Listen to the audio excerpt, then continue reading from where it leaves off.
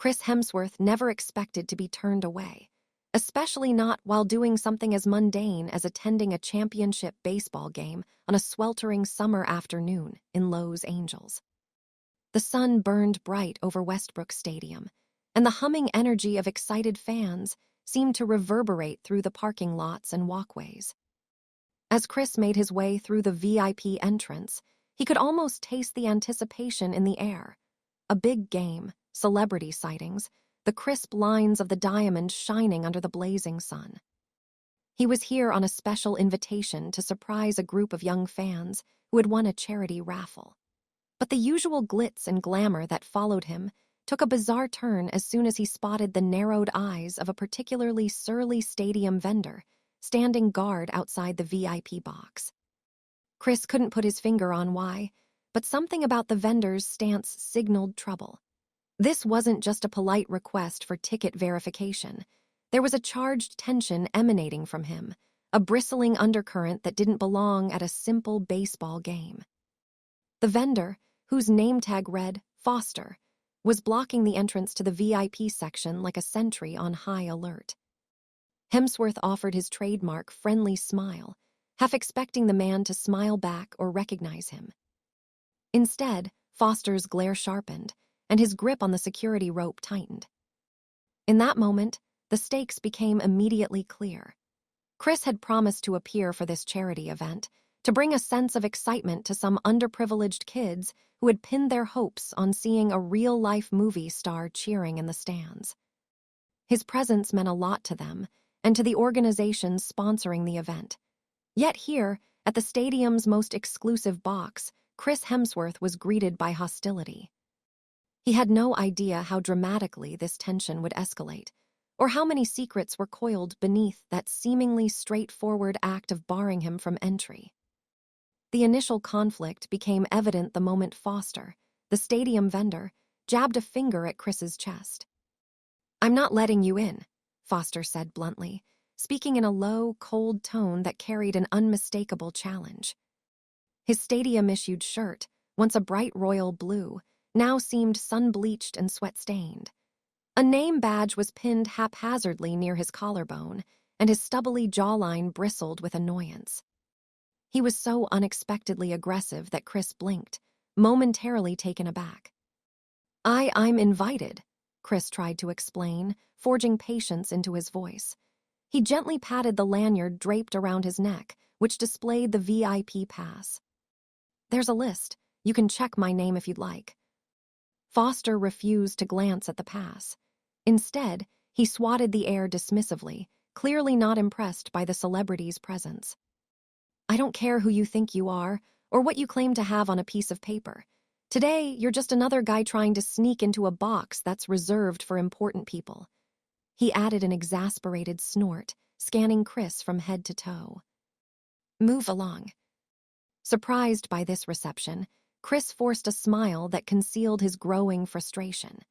He often encountered enthusiastic fans, or even the occasional person who tried to play it cool around him.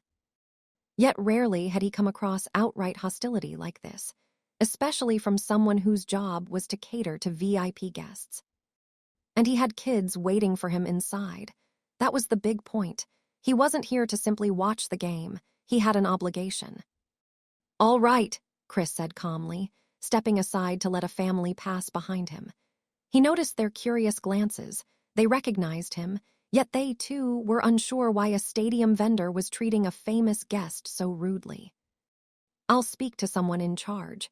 This is just a misunderstanding." For a moment, Chris assumed that was that. He would talk to another stadium staffer, maybe a manager, and they would straighten it out. But the vendor's glare followed him, and as soon as Chris turned toward a security guard stationed near the adjoining hallway, Foster lunged forward. "Hey, I'm talking to you," Foster barked, stepping right into Chris's personal space. He reached for Chris's arm as though to physically escort him away. "Don't get any ideas about sneaking around. If you try to go up to the VIP level again, I'll have you dragged out of here in handcuffs. Is that clear?" A wave of incredulity washed over Chris. The conflict escalated with horrifying speed. By now, a few onlookers had paused, noticing the scene. Phones began to hover upward, capturing video. This was the last thing Chris wanted, an ugly confrontation that might overshadow the entire charity event. "Look," Chris answered, trying to keep his voice level. "There's no need for threats. I'm here on an official invitation. If there's a mistake, let's resolve it quietly. You can even talk to my contact." "Not interested," Foster snarled. "You so-called celebrities think you own the place." Then, with a grunt, he grasped Chris by the bicep and tugged him away from the VIP door. The action itself was short, just a sudden yank to emphasize dominance, but it instantly caused a reflex in Chris. While Chris was more than capable of standing his ground, he'd never in his wildest imagination pictured roughing it out in a stadium corridor with a vendor who seemed bent on humiliating him. The confusion in Chris's mind was overshadowed by a single priority. He had a job to do, a promise to fulfill. But how was he supposed to manage that if he couldn't even get in the door? Before Chris could protest further, a short, middle-aged woman with a stadium ID badge popped into view. Her face was flushed as she hurried over, arms waving frantically. "What is going on here?" she demanded, looking from Chris to Foster and then at the small knot of spectators. "This is Westbrook Stadium. We do not handle situations with physical force unless absolutely necessary." Chris recognized her as Ms. Hathaway, the stadium's senior guest relations manager. He relaxed slightly, relieved that a voice of reason had arrived to calm the chaos. He opened his mouth to speak, but Foster beat him to it. "This guy's trying to force his way in," Foster lied, his voice booming. "He claims to be some big star, but he's not on my list." Foster's feigned righteous indignation was so convincing that a bystander or two nodded in agreement. "I caught him red-handed, messing around by the VIP entrance." Chris's jaw tightened. He flashed Ms. Hathaway the lanyard around his neck. "My name is Chris Hemsworth. You've all been expecting me. Is there a problem with the pass?"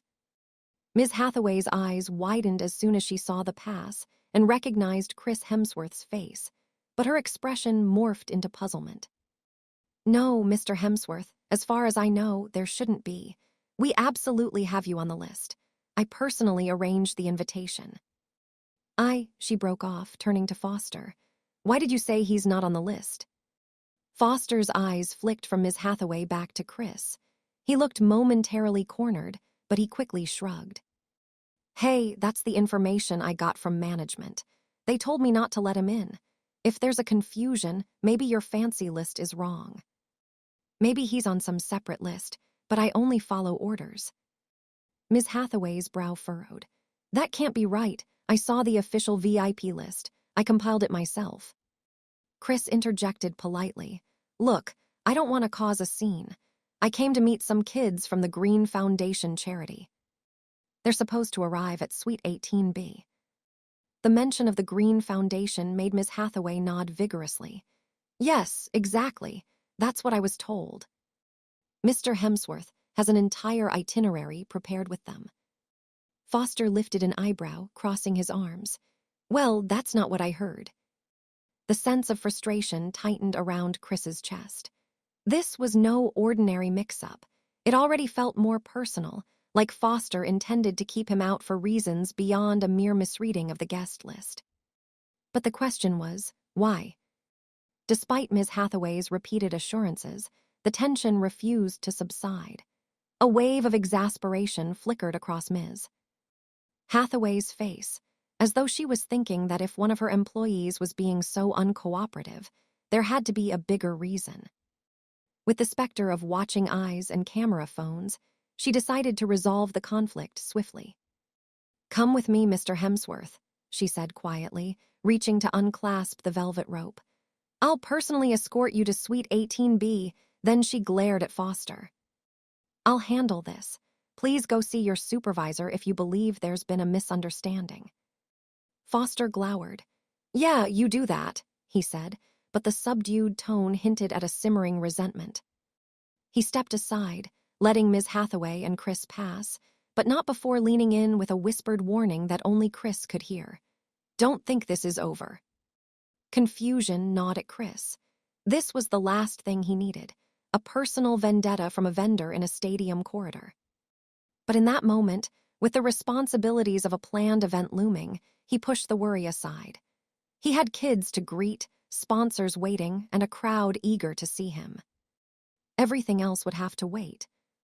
Moments later, Chris found himself in the airy, climate-controlled interior of the VIP suite, surrounded by plush seats, a wide glass window overlooking the field, and a neatly arranged platter of refreshments. The Green Foundation kids were all lined up in matching t-shirts, an array of excited, hopeful faces from different backgrounds. The second he walked in, their cheers and gasps made him forget the unpleasant scuffle with the vendor.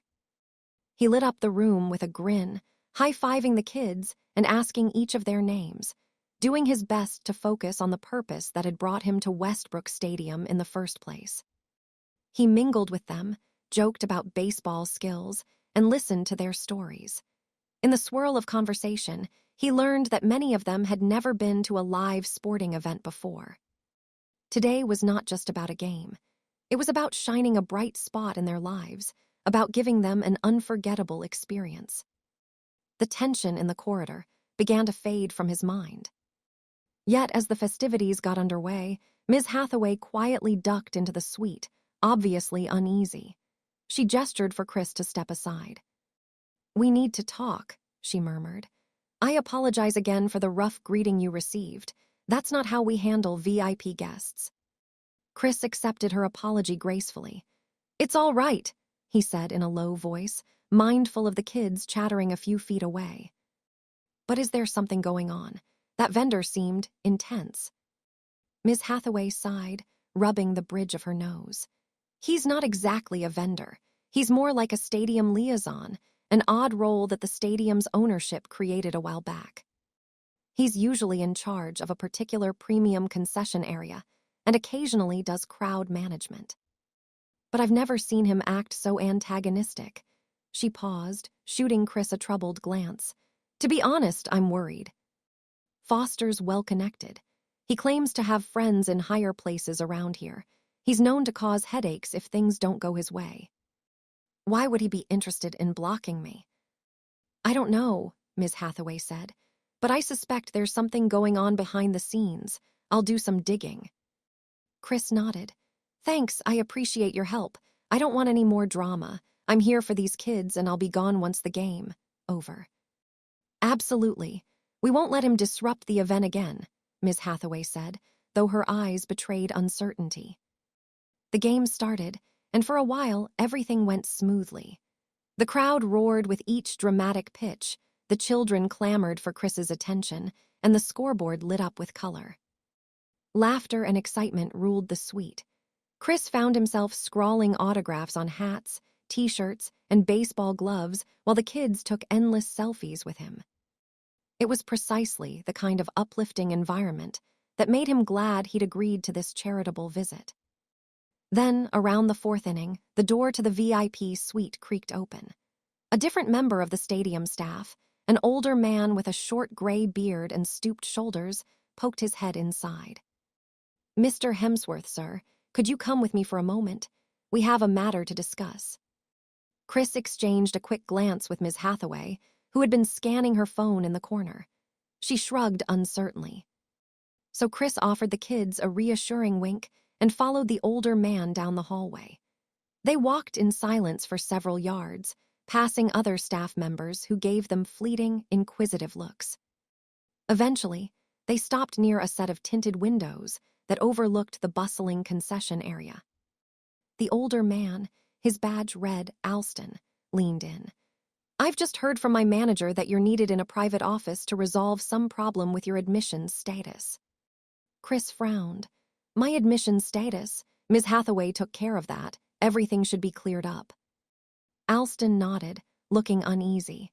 "That's what I'd expect too, but it seems there's some discrepancy with the system. Something about your pass not matching the digital record. Anyway, the stadium manager wants to sort it out immediately." "Can we do it later? I'm with the kids, and they're expecting me to watch the game with them." I'm afraid the manager was adamant. It's urgent, or so they said. Frustration squeezed at Chris's chest again. He thought of the children, the reason he was here, but if the stadium manager was making demands, ignoring them might cause a bigger fuss. With a reluctant nod, Chris sighed. All right, let's get this over with. Alston led him to a small elevator near a restricted corridor. They descended to what appeared to be a sublevel, perhaps an administrative suite or a behind-the-scenes operation floor. It felt odd to step away from the laughter and cheers above ground, only to arrive in a windowless hallway lined with bland doors and flickering fluorescent lights. The manager's office was at the end of that corridor. It looked official enough, with a placard on the door reading Operations and Guest Services, but the uneasy knot in Chris's stomach tightened. Something about this entire setup felt off. Sure enough, the moment he walked in, he spotted Foster leaning against a desk, arms folded in triumph. Standing beside him was a tall, broad-shouldered man in an expensive suit.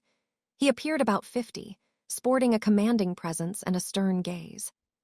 He extended his hand perfunctorily. Mr. Hemsworth, I'm Gerald Carney, head of stadium operations. I understand we have an issue. Chris studied Carney for a moment before shaking his hand. I'm not sure what the issue is. My presence was arranged through official channels. I've been welcomed by Ms. Hathaway. The kids from the Green Foundation are expecting me. Foster snorted. He's occupying the VIP suite under false pretenses, he said pointedly. I followed instructions and barred him from entering. But Ms. Hathaway overstepped her authority. Chris frowned. I'm not occupying anything under false pretenses. I have a legitimate pass, and I was invited for a charity event. Carney interjected, raising a hand to silence them both. We can all remain calm here. The stadium's computerized system shows that Chris Hemsworth's pass was never officially registered. While the physical pass is presumably genuine, it doesn't appear in the digital logs. This creates a liability question for us, and an internal investigation is warranted. Chris tried to maintain composure.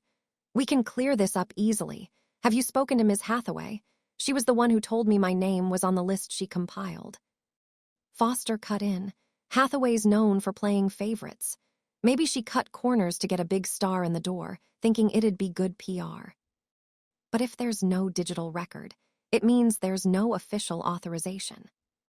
For a moment, Chris wondered if this was a misunderstanding.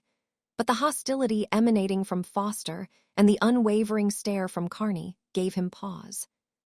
He suspected they were orchestrating something. So, what do you want me to do? He asked steadily. Carney pretended to shuffle some paperwork on his desk. Until we verify the authenticity of your invitation, we will have to ask you to leave the VIP premises. You want me to leave? The event has already started. I'm with the Green Foundation. This entire day was set up so that I could be there with them. Carney shrugged. We can't risk it, Mr. Hemsworth. Nothing personal, but stadium security protocols are quite clear. We cannot allow unauthorized individuals in VIP areas. Chris pressed his lips together. He was no stranger to dealing with bureaucracy, but being forcibly ejected from a place he was legitimately invited to, especially in front of impressionable kids, felt like a deep injustice. And the way Foster's lips curled at the corners suggested a personal satisfaction in seeing Chris ousted. Is there no way to handle this quietly? Chris asked, tamping down rising anger.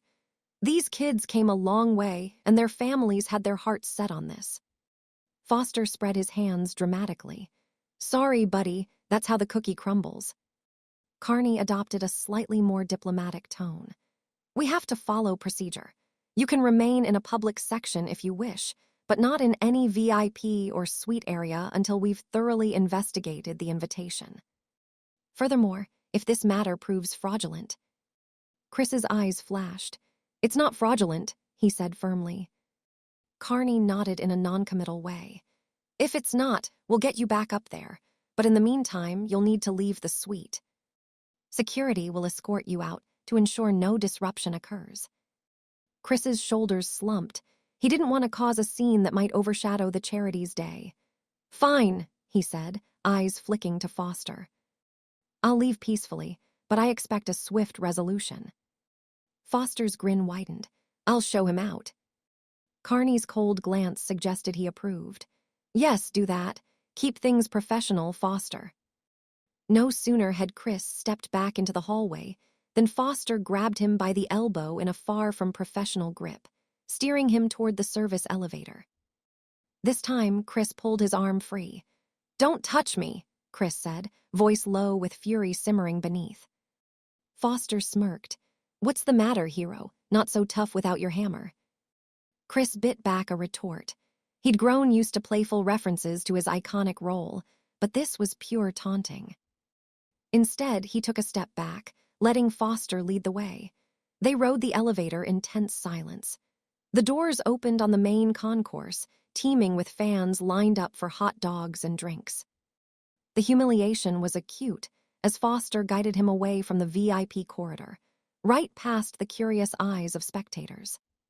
Some recognized him, confusion scrawled on their faces.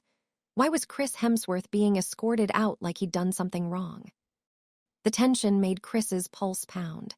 He wanted to explain, to protest, but recognized it would only create a bigger spectacle.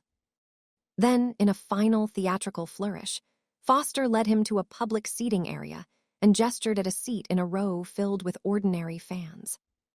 "Feel free to watch the game here if you like," he said mockingly. "Enjoy the show." With that, Foster turned on his heel and left, almost bumping into a group of teenagers who gaped after him. Chris sank into the seat, feeling the weight of disappointment. He glanced at the scoreboard. It was only the bottom of the 5th inning. The kids would be looking around for him back in the suite. The Green Foundation staff might be worried, and Miss Hathaway was nowhere in sight. He exhaled a heavy breath. He had to find a way to fix this, but how? If the stadium's top management was siding with Foster, it implied a deeper conspiracy. Why else would a mere vendor or liaison have the clout to manipulate official records and get the ear of the operations head? As Chris mulled over his options, a group of people nearby began buzzing. Someone pointed at him, tentatively approaching with a phone in hand. "Mr. Hemsworth, are you okay?" a teenage girl asked, timidly curious. Chris mustered a reassuring smile. "Just a little mix-up with my pass. Nothing to worry about." He didn't want to ruin their day by venting his frustration. Another man, wearing a battered baseball cap, piped up. "That guy who dragged you here looked like he was ready to throw you to the curb. You need any help, man?" Chris was touched by the concern from strangers. "I appreciate it. I'm fine for now," he answered. Still, the sense of injustice was growing. He needed to be back in that suite. Maybe Ms. Hathaway could rectify things, or maybe he needed to contact the charity organizer directly and let them handle it. He thought about texting someone, but realized he hadn't taken any direct contact info from the Green Foundation's coordinator. Everything had been handled through Ms. Hathaway's office. Making a decision, Chris rose from his seat and made his way to a quieter corner of the stands. He pulled out his phone and typed a quick message to his publicist, explaining the bizarre turn of events and asking if she could call the stadium's PR department. He included Ms. Hathaway's name, hoping that a bit of external pressure might expedite the resolution. Before he could hit send, a figure appeared at his side. Ms. Hathaway, looking both worried and apologetic. "Mr. Hemsworth," she said urgently, "I'm so sorry. I just found out what happened." Chris tucked his phone away. "It's a mess down here." Ms. Hathaway nodded, cheeks reddening. "There's been some interference from Carney's office. I tried to talk to him, but he insisted on removing you until the pass is verified." She lowered her voice. "I suspect someone is messing with the computer system and feeding him a false story. I don't know who, but I have my suspicions." Chris glanced over Ms. Hathaway's shoulder, making sure no one was eavesdropping. "Foster seems to have an agenda." "That's exactly what I think. He's been acting strange these past few weeks, making comments about certain VIP guests being undeserving." Ms. Hathaway frowned. "But I have no proof of anything." Chris studied her. So what do we do? She gave him a determined look. We prove that your invitation is legitimate. I'm going to get the official email chain and show it to Carney. Once he sees it, he'll have no choice but to admit you were officially invited. Chris exhaled in relief. Thank you. Ms. Hathaway paused. But that alone might not solve the bigger problem. I've worked here long enough to know that if they're going to these lengths, they're not just trying to embarrass you. They might want to use you as an example, or there's some sponsorship conflict. For instance, a major sponsor who wanted a different celebrity in the spotlight, or something about who gets to claim the credit for the Green Foundation event. The stadium's upper management can be political.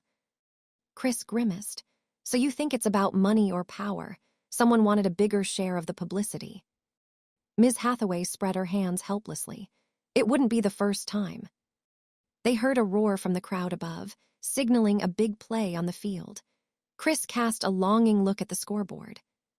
Let's figure out a plan. Ms. Hathaway nodded, glancing at her watch.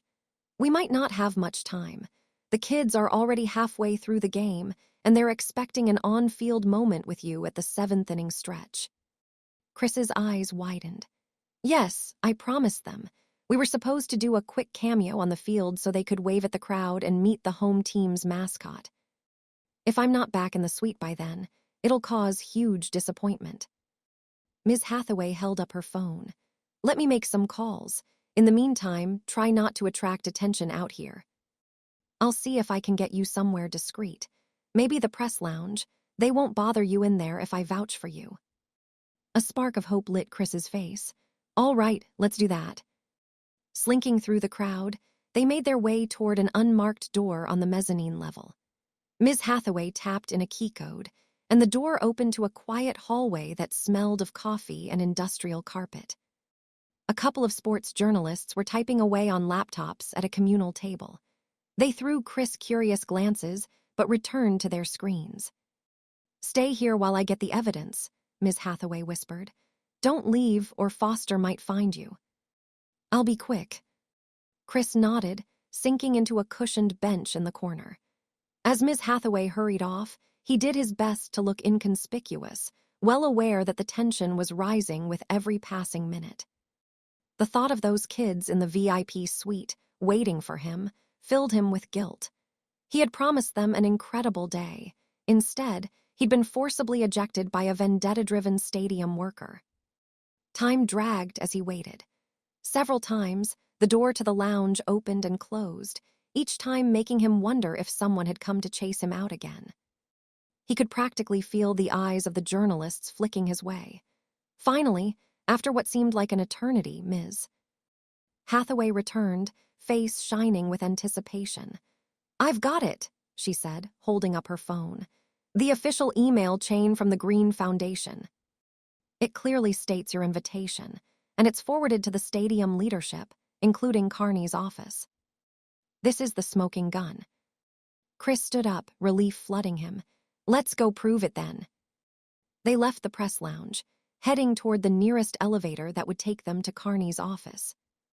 On the way, Ms. Hathaway tapped away on her phone, sending emails, presumably with attachments that would confirm everything. When they arrived at the small, windowless office, it was locked. A sign read out to field back soon. Ms.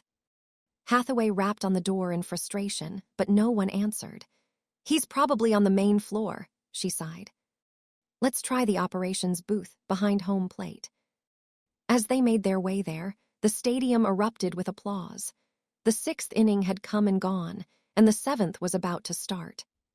Chris quickened his pace. Time was running out. If he didn't get clearance soon, he'd miss the cameo with the kids. Ms. Hathaway led him through a labyrinth of corridors, her heels echoing on the polished concrete floors. They finally reached the operations booth, a glass-enclosed space filled with monitors and staff wearing headsets. Carney stood at the center, arms crossed, deep in conversation with Foster, who loomed by his side. The moment Chris and Ms. Hathaway entered, Foster scowled. Carney turned. I thought I made it clear, he began, voice stern, that Mr. Hemsworth was not to be. Miss Hathaway cut him off by shoving her phone in his face, screen glowing with the forwarded emails. Look, here is the official invitation, confirmed by your office. She flicked through the messages for emphasis. You have no grounds to expel Mr. Hemsworth. Carney eyed the phone warily. His expression hardened, but there was no denying the evidence. Foster peered over Carney's shoulder. That can't be real, Foster muttered. Someone must have faked those. Ms. Hathaway bristled. I can produce the original email chain from the Green Foundation, unless you want to accuse them of forgery. Carney stared at the documents for a moment, the tension in his jaw telling. Then he closed his eyes, perhaps internally cursing the situation. Finally, he exhaled. All right, he said, adopting a neutral tone. It appears there may have been a miscommunication. Mr. Hemsworth, you are authorized to be in the VIP suite. Chris suppressed a surge of anger. That miscommunication cost me precious time with the kids, he said through clenched teeth. And you dragged my name through the mud, in front of an entire stadium. Foster scowled. We were just following protocol.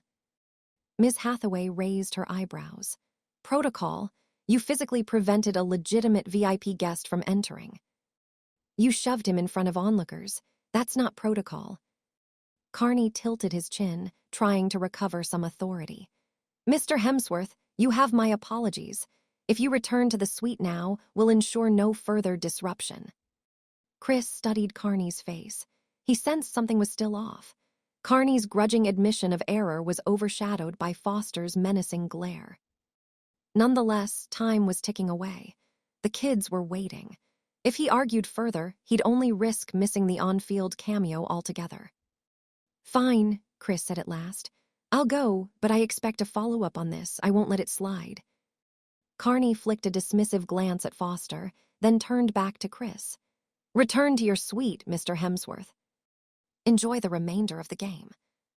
Chris exchanged a final glare with Foster, then stepped out of the operations booth alongside Ms. Hathaway. For a moment, once they were in the hallway, Chris sagged against the wall, relief and lingering frustration battling within him. Let's get back up there, he said softly. They hurried toward the VIP elevators. Ms. Hathaway swiped her staff card, and soon they were back on the plush floor leading to the suite. The door to Suite 18B was ajar, and the moment Chris entered, the kids erupted in cheers. Their coordinator, a kind-faced woman named Angela, rushed over with worry. We thought you disappeared. Chris forced a bright smile to mask his anger at the fiasco. Just a bit of stadium confusion. I'm sorry for the delay. How's the game so far? Angela's relieved grin sparkled. We're having a blast. It's nearly time for the on-field cameo. Are you all set? Chris took a deep breath. Absolutely, let's do it. One of the older kids tugged his sleeve. We thought maybe you got too busy. We're just glad you're here. His heart melted. I wouldn't miss this for the world. Moments later, the group filed out of the suite and followed an usher down a winding ramp that led to the field. The scoreboard displayed the middle of the 7th inning. Perfect timing. The plan was for the kids to step onto the outfield grass during the break, wave to the crowd, and meet the team's mascot. The camera would pan to them on the jumbotron, and Chris would stand with them, celebrating the Green Foundation's cause. The corridor opened onto the bright green field. Chris guided the kids, who gawked in awe at the thousands of spectators overhead. The stadium was a sea of cheering fans, many aware that some special moment was about to unfold. The public address system announced, "Ladies and gentlemen, please direct your attention to center field, where our special guests from the Green Foundation are joined by actor Chris Hemsworth." A roar of applause and excitement followed. The kids squealed with delight. Chris waved, a beaming grin on his face. This was the moment they'd been waiting for. A moment that was almost stolen by bureaucracy or hidden agendas. But justice, it seemed, prevailed for now. As the mascot bounded over to greet them, a surge of euphoria filled Chris. This was what it was all about, making these kids feel special, showing them that their dreams mattered. Cameras flashed. The Jumbotron displayed their smiling faces, and the stadium erupted in cheers that nearly shook the stands. The mascot handed Chris a giant foam baseball that the kids could all sign. The group huddled together, scribbling their names and exchanging laughter. This symbol, Chris thought, was more than just a piece of merchandise. It was a testament to resilience, to the fact that not even unscrupulous stadium staff could deny these kids their day in the sun. Then, in the corner of his eye, Chris glimpsed a figure lingering near the edge of the field. Foster. He was staring at them, face contorted in silent resentment. Chris's celebratory mood wavered momentarily. Why was Foster still hanging around? Ms. Hathaway had said that, after this, she'd see to it that he faced disciplinary measures for overstepping. Yet here he was, watching them from a discreet corner behind a banner. Chris tried to focus on the kids, ignoring the uneasy flicker of anxiety that tightened his chest. Something told him that Foster wasn't finished. The question was, what more could he do? When the cameo ended, the group returned to the suite. The 8th inning rolled on, full of tension as the home team clung to a 1-run lead. The kids were buzzing, flipping through the photos on their phones, and exchanging excited whispers about meeting Chris Hemsworth in person. Between signing autographs and chatting with Angela about the Green Foundation's ongoing projects, Chris noticed Ms. Hathaway stepping away from the group to answer a call. Her face tightened as she spoke. Then she hung up and turned to Chris, her expression guarded. "We've got a bigger problem," she murmured. Chris excused himself from the group, stepping aside to speak to her privately near the suite's windows. "What's going on?" he asked. "Someone is trying to spin a story that you assaulted an employee in the corridor," Ms. Hathaway said quietly, glancing around to ensure no one else was listening. "An incident report has been filed claiming you physically shoved Foster." A flash of anger lit Chris's eyes. "That's a complete lie." "I know, but the stadium's security department received the claim from Foster himself. He's telling them you got violent when he tried to ask for your pass." Chris raked a hand through his hair, frustration gnawing at him. "This is insane. He's covering his tracks by making me look like the aggressor." Ms. Hathaway bit her lip. "The problem is, if Carney backs him up, it becomes your word against theirs. They might attempt to release a statement to the media, damaging your reputation. The stadium is well aware the press could latch onto any scandal, especially involving a celebrity." Chris's mouth went dry as he considered the consequences. "Is there surveillance footage that can prove I never assaulted him?" Ms. Hathaway's eyes sparked. "That's what I'm trying to access, but apparently the stadium's camera system near the VIP corridor was malfunctioning today. Or at least that's what the head of security claims." Chris's shoulders tensed. "This can't be a coincidence." "It's not," Ms. Hathaway agreed. "I'm starting to suspect that Foster and Carney are in cahoots for some reason. Either they're being instructed by someone higher up, or they have their own plan to leverage this. However, they may have overlooked other cameras. The corridor might have been out, but there are crowd cameras, overhead cams, or even fan videos that could show you never touched him." Realization struck Chris. Some fans had their phones out. He recalled the moment Foster grabbed him. The small group of onlookers had been filming. That footage might still be out there. If I can find someone who recorded what happened, that could clear me. Ms. Hathaway nodded. "Yes, I suggest we do it quietly, though. If word gets out that we're actively seeking exonerating footage, they might try to spin that as an admission of guilt. It's ridiculous, but you know how these PR nightmares work." Chris nodded grimly. He scanned the suite, noticing many of the kids were now immersed in the excitement of the final innings. The scoreboard read top of the 9th, and the tension was thick in the air. "I'm not leaving until these kids get their full experience," Chris said firmly. "After that, I'll figure this out." Ms. Hathaway placed a reassuring hand on his shoulder. "We'll stand by you. As soon as the game ends, I'll meet you in my office. We'll gather anything we can. A timeline, your official invitation, statements from witnesses, and look into footage." The stadium might threaten to call the police if Foster's claim stands, but if we're prepared, we can fight back. Chris exhaled slowly. All right, let's take it one step at a time. The ninth inning unfolded with nail-biting drama. The visiting team threatened to tie the score, but a spectacular double play ended the game, sending the home crowd into a frenzy of cheers. Fireworks shot off from the stadium roof, and a loudspeaker announced the home team's victory. The kids jumped with excitement, hugging Chris. This was the triumphant moment they deserved, and Chris soaked it in alongside them, determined not to let Foster's malicious lies tarnish their day. Once the game wrapped up, the kids filed out, some heading home, some stopping by the concession stands to buy souvenirs. Angela thanked Chris profusely. "You really made a difference for them," she said, tears brimming in her eyes. "Despite everything, they'll never forget today." Chris mustered a warm smile. "I'm glad. Let's keep in touch, yeah." Angela nodded, hugging him briefly before following the children out. And then it was just Ms. Hathaway and Chris standing by the lounge windows, gazing out at the now emptying stadium. "Shall we?" she asked, tipping her head toward her office. "Let's do it," Chris murmured, bracing himself for the confrontation. They navigated once more through the corridor. Despite the crowd thinning, there remained a handful of stragglers, and among them, leaning against a concrete pillar, was Foster. He eyed them with a victorious smirk, flipping something in his hand that looked like a small stadium ID card. Chris steeled himself, half expecting an altercation, but Foster just stepped aside, letting them pass.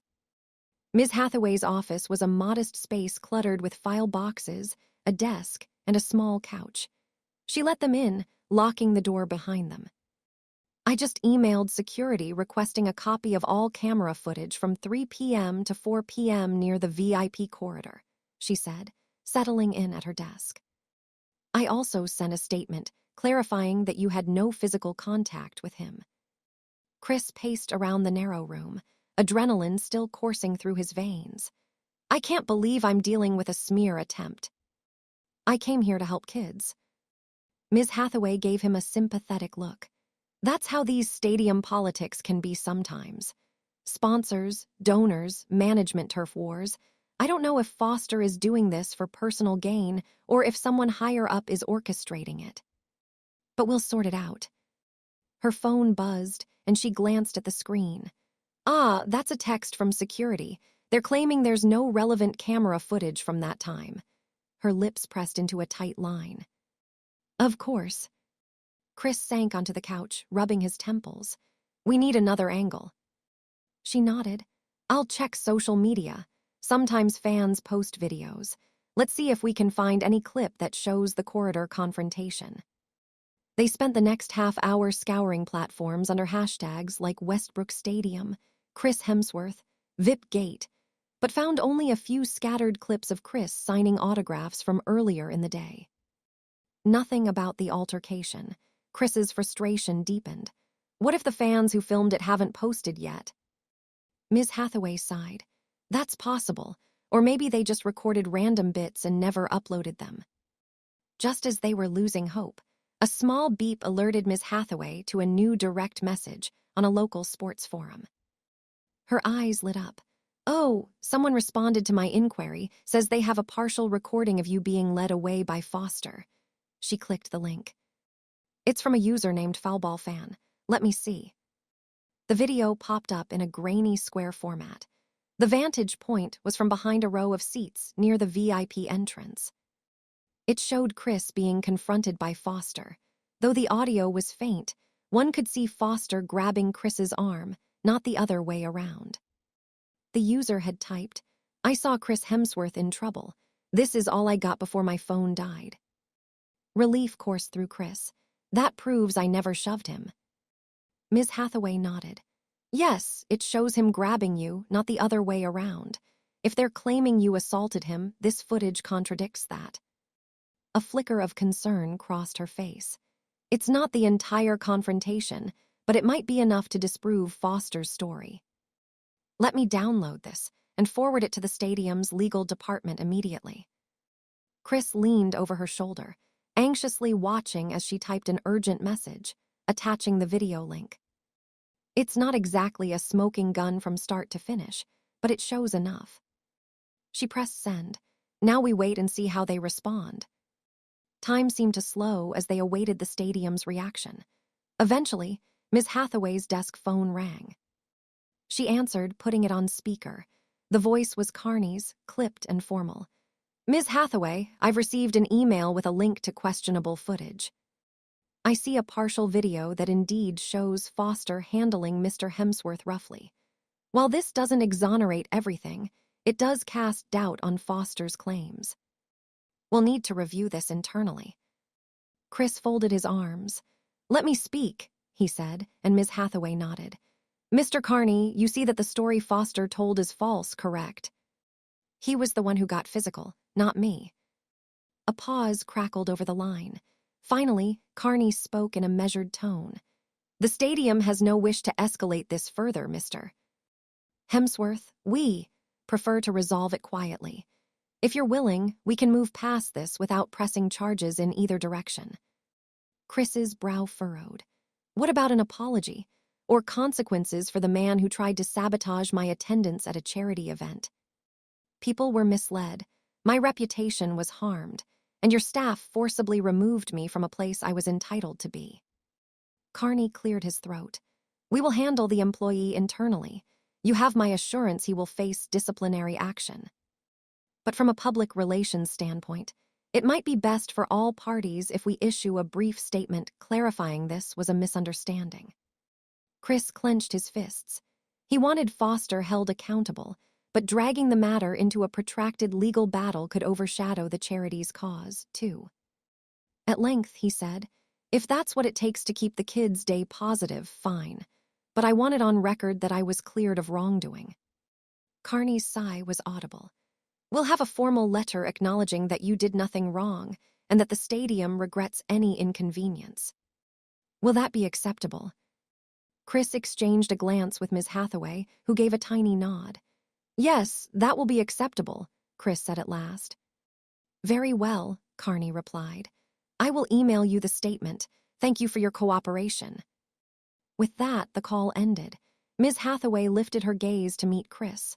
Not exactly the justice you deserve, but it's something. Chris forced a small smile. It's enough for now. Despite the resolution, an undercurrent of anger lingered. Foster had orchestrated a fiasco purely out of some personal vendetta or possibly a bigger political game at the stadium. At least Chris had proven his innocence and salvaged the day for the kids. He stepped out of Ms. Hathaway's office, exhaustion weighing on him. She followed him down the corridor, out into the post-game hush that settled over the stadium. The crowds were gone, the concession stands were shuttering, and cleaning crews were already sweeping peanut shells off the concrete floors. Chris paused on the threshold of a wide exit that led to the parking lot. Thank you, Ms. Hathaway, he said softly. You went above and beyond to help me, and you made sure those kids had a great day despite it all.